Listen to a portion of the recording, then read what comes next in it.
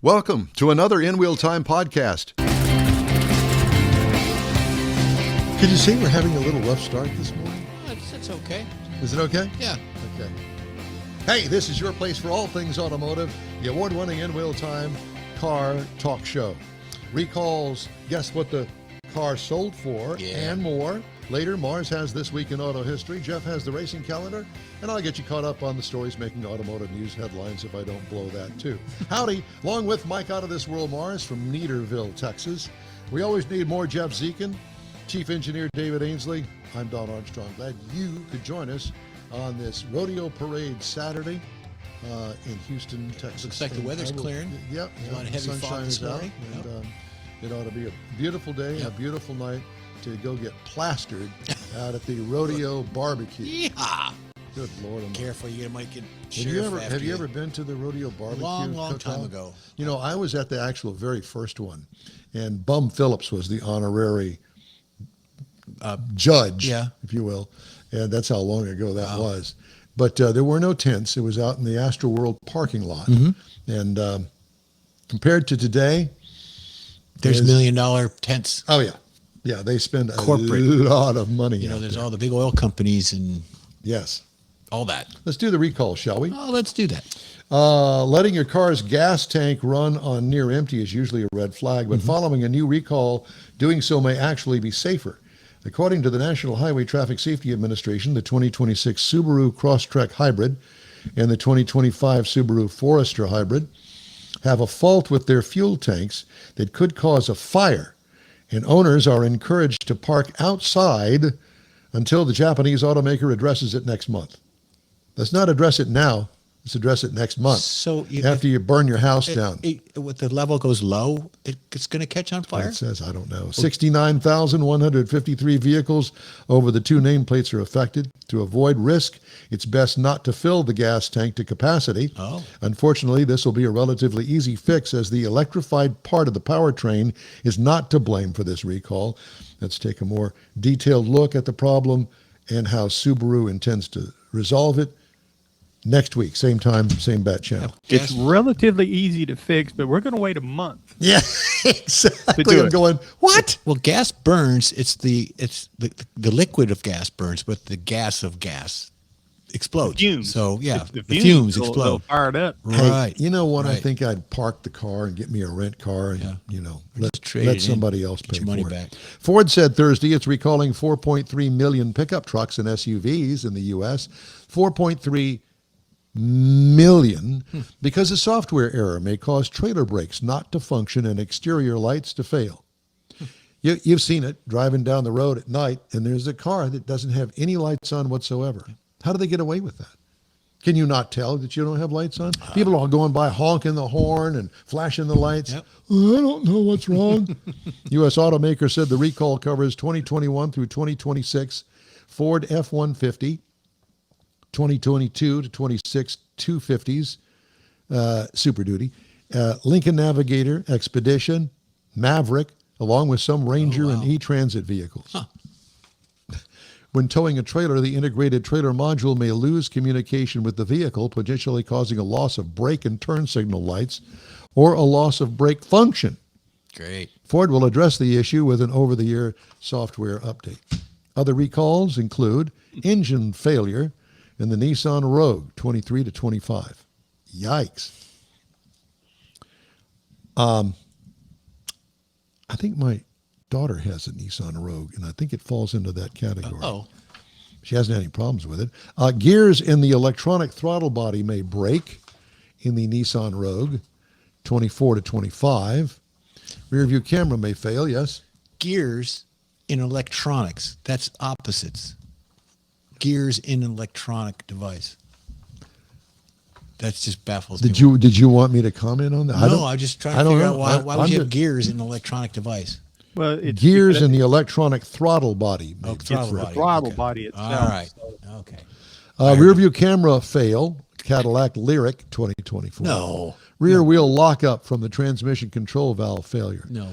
Chevy Silverado 1500, 2500, 3500.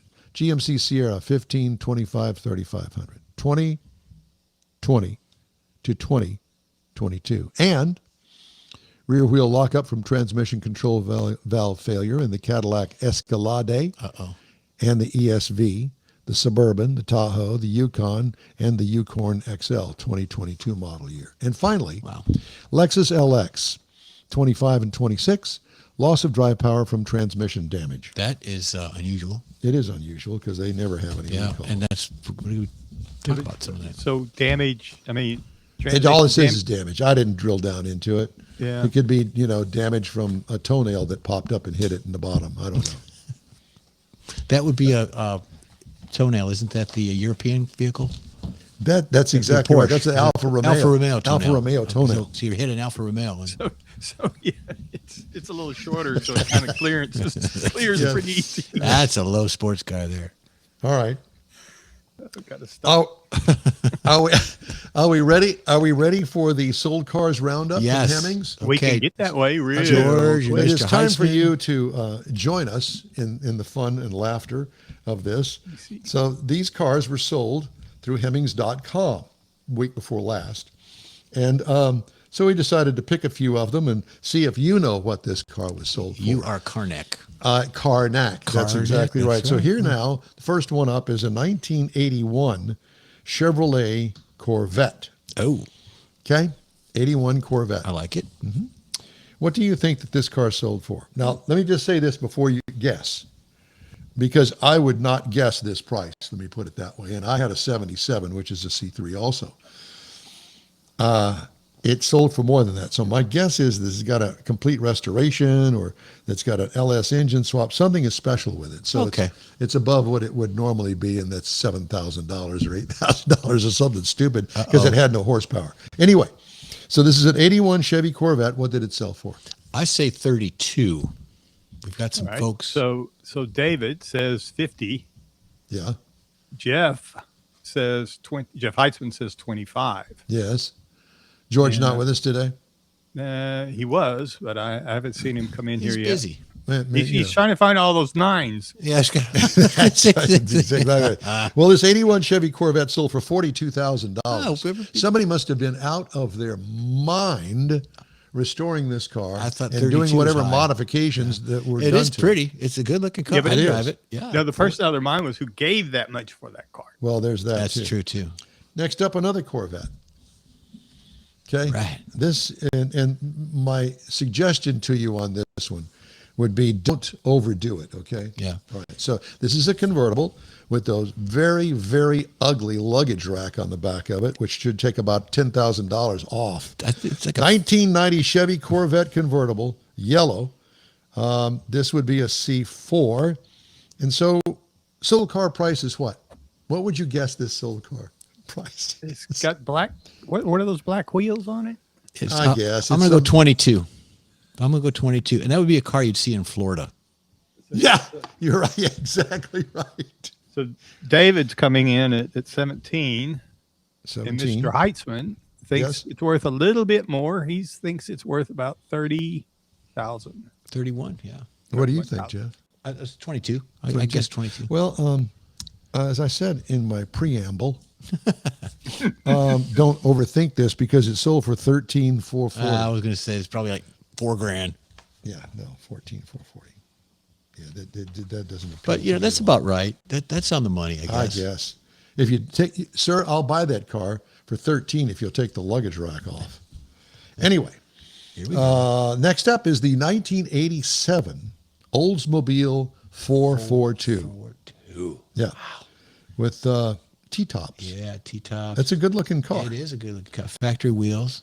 Yeah. I'm going to go 18. 18. Mm-hmm. Okay. Who else is bidding on this one? Looks like it's well kept. Everybody's in shock over the last one. Yeah, they are. Yeah. I guess the last one is just goes to prove that you can buy a pretty cool car. I mean, it is a Corvette for affordable cash money. So this one, what do you think, Jeff? What did you say? I said, what did I say? 17? 17, yeah. I think you said Yeah. 17. Heitzman says 19. Yeah. David says 15. David, And it sold for $25,620, Okay. which is kind of surprising to me. It's a little high, but yeah. It must be really good shape. And Clean if interior. if it's got low mileage on it, yeah. 455 in it. That's what I Okay, had. here's one. Ooh. Now this is a 1968 Ford Bronco. Whoever took the picture, they took it in the shade, and that's not how you take a picture of a car. 1968 Ford Bronco. Now, it appears that it does not have a hard top on it. It comes with it. Maybe it does. I don't know. But This one does not have one on it. That's for sure. So how much do you think that this thing sold for? 40. 40. Jeff says 40. What are other bidders think that it sold for? Heitzman says 14. Oh, wow. Yeah, it's obviously been lifted. Got some big tires, wheels on it. I'm assuming it's been redone somehow. Uh-oh, David's 65. 65. So we're all over the board on this one. Okay, you ready? Sold car price is $52,500. There you David, go. you win. Well, yeah. Now, so we had to throw a can have foreigner in here. You can have it. This is a 1966 Triumph TR4A. Okay. So there it is. Back in the day, this was a cool entry from the Brits. Oh, yeah. And it's a TR4, and it looks clean. It looks original. It's got a very ugly white top that doesn't match the paint. I think I'd make a black top, but whatever. Looks like it also has a red interior. Just drive it on nice days without a top. Oh, there you go. There you go. So how much do you think that sold for? I'm going to go 28. 28. Yeah. Okay. It's not a bug eye. No, it's not a bug eye. But No. it And is a Mr. convertible. Heitzman says 22. Yeah. Who else is David Lusk thinks it's more like around 33.5. 33.5? Well, he was close. 26. 250 is what it sold for a 66 car that, Needs a little help. Needs a little love. it does need a little love. Needs a little rubbing on. Okay. Uh-oh. What's next? Ooh, it's a square body. You would know more about this one, Mike, than me. You go first. Oh, you got the nut. 1985 GMC 3/4 ton, 2,500. $7,000. Really? Yeah. Wow. Long bet. So I have to tell you, David Lusk thinks it's worth a little bit more than that, but I was really surprised that this showed up as it's for sale on Hemmings. I mean, this is a 3/4 ton, basically stock looking truck. Yes, except for those ugly running boards. Those need to go away. Yeah, but those are old school. Probably whenever that truck came out, that's probably it. 85, it could be. I don't know. How much did that sell for, Jeff? I said 7. 7,000? Yeah. Okay. Everybody else Eichmann was is at 10 and David Lusk is at 23. Well, David Lusk wins because it sold for 25.2. Oh, there you go. It looks clean. It looks Starting a car stock. collection. It's even got dog dish hubcaps on it, the whole 9 yards. Okay, next up. Just doesn't appeal. Let's go back to the other side of the drink. 1973 BMW 3.0 CS. That's the one I was going to go $7,000 on. Listen, that's a collector car. I What mean, is that's it again? Give it to me again. it's a 73 BMW 3 Series 3.0 CS. Yeah. It looks sharp for what it is. Let's go 18. 18. Okay. Who else is joining in on this? Well, so far, everybody's still kind of stumped here, I think. Scratching the heads. Well, let me just go ahead and get through with this. Yeah, so Heitzman's Because sitting here. Go ahead. Go ahead. Heitzman says 13. Okay. This sold for 29.4. Wow. 29. David came in at 18, so nobody was even close. Yeah. No. Now this is for you, Mars. This is your car coming up here. Yeehaw! 19 and 56. I'm so excited my mouse won't move. Packard Patrician. Ooh, I like it. A Packard Patrician. Lord of mercy. Is it really a Patricia? That's what they said. Not a P-A-T-R- Judy or Debbie or No. Larry. No, none of that. I'll be there. A 56 Packard Patrician. Never heard of it. Is it a two-door? It's a two-door, It's a isn't two-door. it? It's a two-door. Two-door, It's a but it looks like a big two-door honking post. two-door. Coupe. A 39-foot coupe. Yeah, exactly. Oh, Jeff, I'm going to go 42. Jeff went Oh, y'all are stepping out there 34. big time. Yeah, I got extra money. Let's see if 34. Mr. Lusk comes in that? here with. What does that front license plate say, Mike? I can't see it. It says, buy me today. Help. Yeah. 56 Packard said Patrician, 31. and it sold for $19,950. Of course, the tax, because of the extra weight of the car, to get it registered probably cost you at least $400. Well, see, I thought I was buying it by the pound. Well, exactly that, and that would be by the pound. Wow. So that is our sold car roundup for this week. That was fun. All right, just ahead, Jeff has the racing calendar. Mars has This Week in Auto History, and I'll bring you some of this week's automotive news headlines. The InWheelTime Car Talk Show continues. We're back in a flash. Stay with us. The Tailpipes and Tacos renowned cruise-in expands to Beaumont. Golden Triangle cruisers will want to experience Tailpipes and Tacos at the Loopy Tortilla, I-10 South in Beaumont near Washington Boulevard. Grab free Loopy breakfast tacos with any donation to Shirley's Kids. Enjoy a coffee or an adult beverage. Every cruise-in vehicle is automatically entered to win one of the beautiful chili pepper trophies for Best Hot Rod, Classic, and Modern Classic. Tailpipes and Tacos Beaumont happens Saturday morning, March 21st, 8 to 11 a.m. If you're a car geek like we are, this is the event you'll want to attend.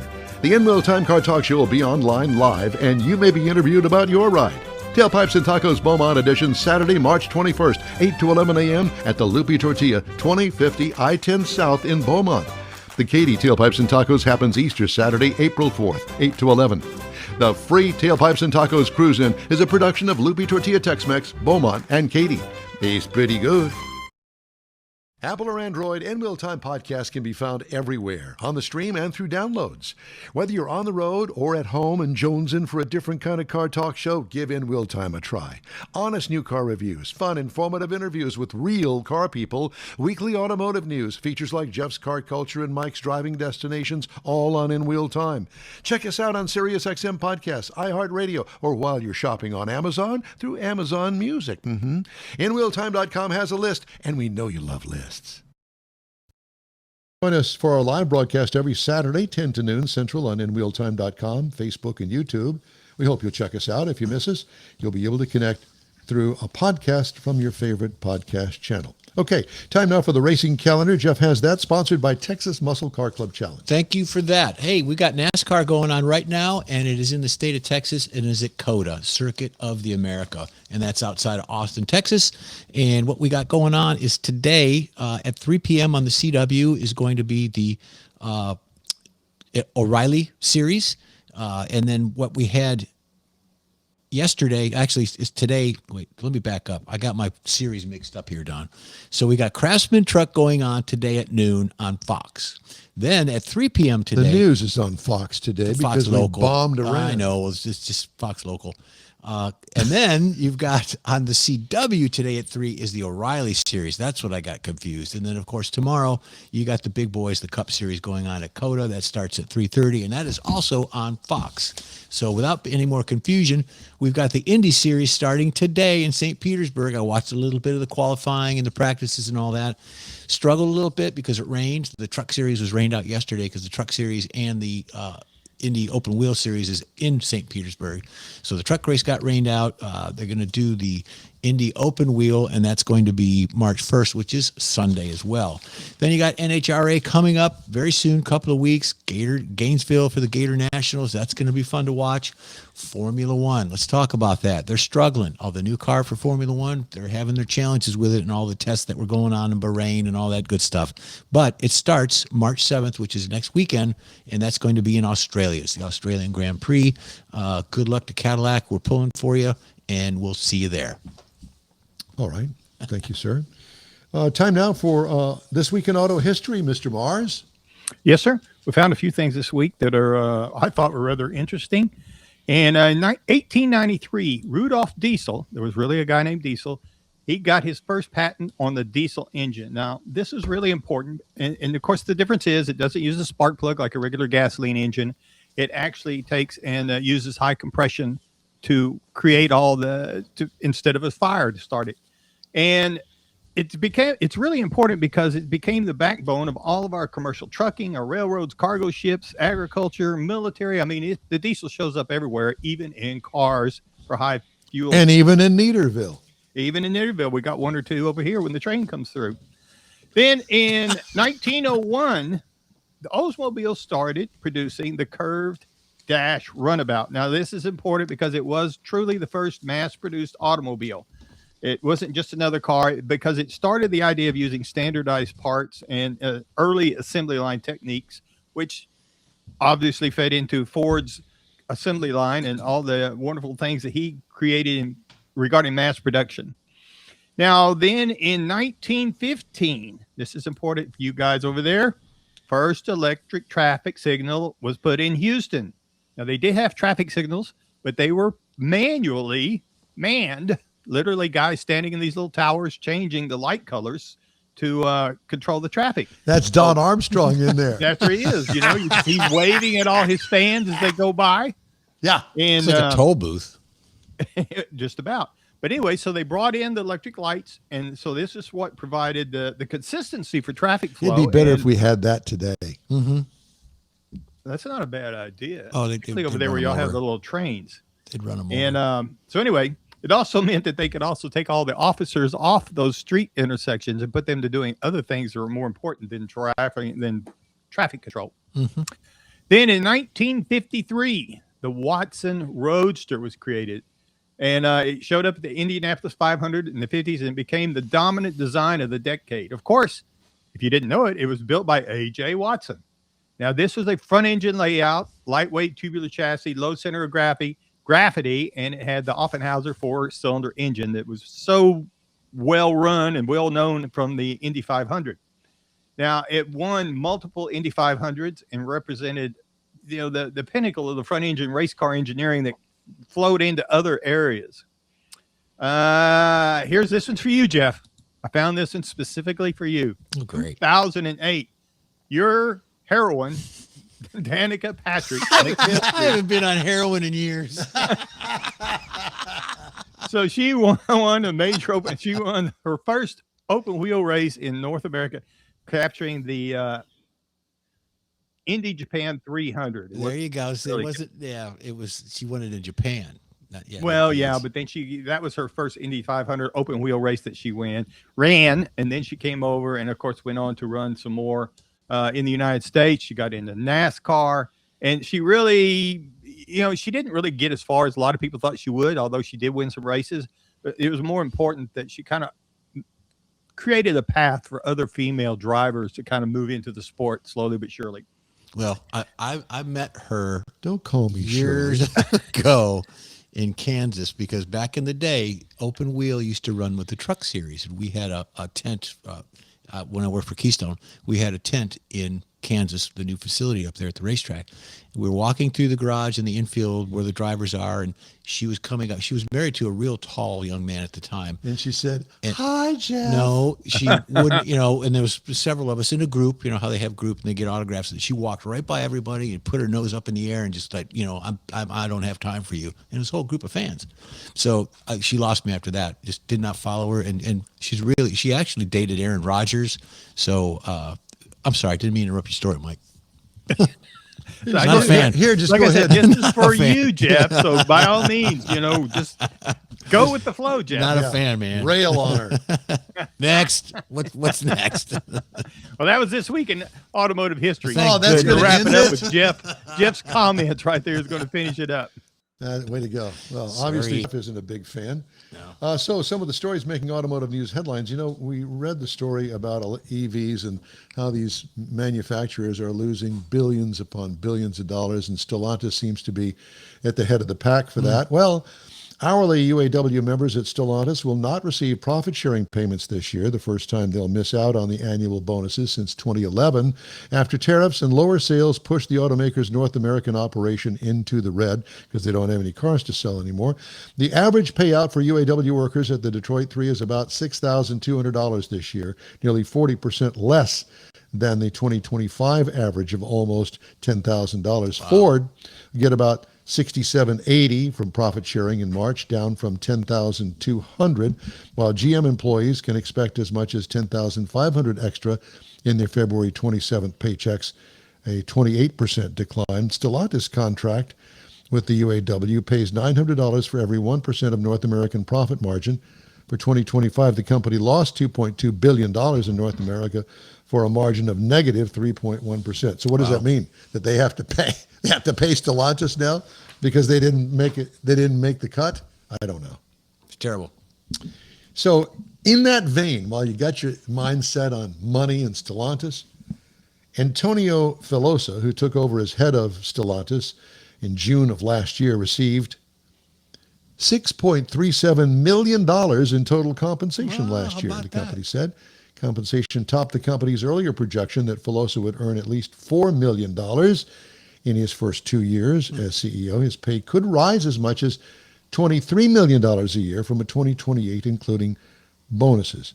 Former Stellantis CEO Carlos Tavares, who sounds like some sort of musical group, who resigned from the automaker in December of 2024, had a pay package of $14 million in 2025. Tavares abruptly left the company after coming under scrutiny for slumping sales in the North American market and cutting the highest selling cars that Stellantis offered, the Challenger and the Charger. Oh, we're not going to make that anymore. Okay, fine. We'll go find somewhere else that makes horsepower. Now, I need to renegotiate my contract, Mike. Who is it that sets these prices for these CEOs? I don't know. Why? They're shareholders, the board. The board sets it because they're all in on it. Come on. One for you, two for me. Yeah, it just really ticks me off. Anyway, a Minnesota dealership group and its used car dealership and an unlicensed broker face felony charges of engineering a long-running scheme to cheat the state out of more than $350,000 in motor vehicle sales tax.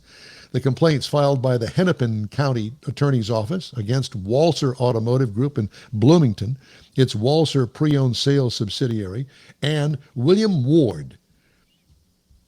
This program produced by William Ward follows a multi-year investigation that uncovered a Shell Montana Limited Liability Corporation, straw buyers, and falsified bills of lading for vehicle deliveries, according to complaints filed in Hennepin County's 4th Judicial District Court.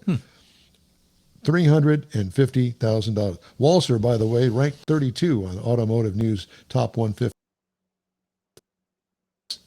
You're going to jail. Don't stop. Don't pass go or whatever. Yeah. Let's see. I really want to save it when I have time for it. All right. So I'm going to have to do a little editing here while we're on the fly. I hope you don't mind. Not at all. But, you know, this is editing on the fly. These are important times. They are important times. But I'm going to save these to next hour because I don't want to get into half the story and have to cut it short because you need to hear all these. Yeah. I spent a lot of time editing these. We're starting to glitch, so we better get to a commercial. You think? Yeah. Oh, okay. Well, let's do that then. You there, Mike? Hey, I want to tell you that we'd love to hear from you. Just shoot us an email. The address here is info@InWheelTime.com. We are back after this important message or two.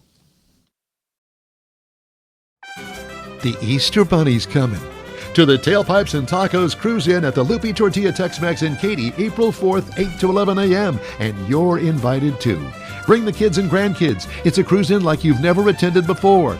With a donation to Shirley's Kids, you'll get a free Lupi Tortilla breakfast taco. There'll be coffee and adult beverages, plus chili pepper trophies for the best hot rod, best modern classic, and best classic. There's no entry fee and no registration. Just bring your ride and the kids. Bad bunnies aren't allowed, but the Easter Bunny will be there, and he'll be full of joy to help make this Tailpipes and Tacos a very special one. Photo opportunities abound. The InWheelTime Car Talk Show will be streaming around the globe, and you could be selected to tell your car story to a global audience. It's the Tailpipes and Tacos Cruise-In Easter Edition, Saturday, April 4th, 8 to 11 a.m. at the Lupi Tortilla Tex-Mex in Katy, located on 99 the Grand Parkway, just south of I-10, the Katy Freeway in Katy. Make plans now. Lupi Tortilla, eats pretty good.